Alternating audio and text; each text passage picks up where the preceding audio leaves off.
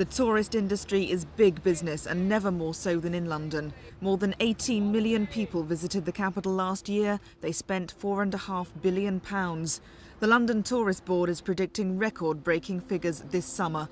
But there are fears the capital is being choked by its popularity and that its historic sites are simply being worn away by the sheer volume of visitors.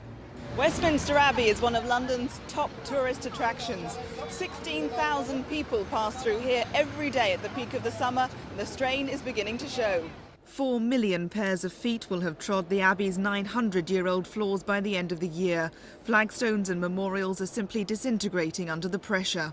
Many of the stones in the floor have been worn away. Many of the brasses have to be covered because they're worn and are rising. And yes, literally with 3.5 million or so people a year walking through the Abbey on these old stones, many of them are worn away almost to extinction. There are also fears about damage to Tower Bridge and the Tower of London and Hampton Court. The government today announced plans to set up a task force to find ways of minimising the impact of the tourist trade on the country's historic sites. And London's top tourist attractions have a radical plan to help stagger visitors' trips throughout the day. Really, the changing the guard is the controlling factor. We'd like to really see that shifted by a couple of hours to make the day into two equal divisions of a tourist day, you might say. Is that a feasible suggestion? I don't know. We're working on it.